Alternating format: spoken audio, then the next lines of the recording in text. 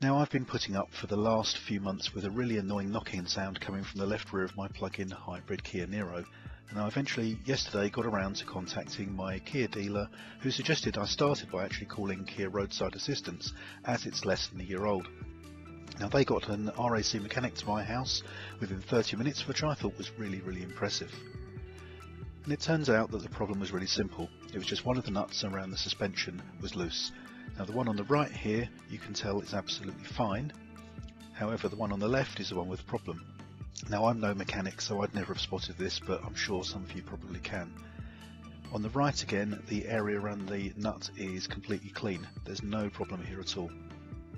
However, if you look back at the left again, you can see that there's some dirt underneath the one on the left, showing that there's some vertical movement, which was causing the knocking sound. Now, the mechanic simply tightened it up, and we're now all back to normal.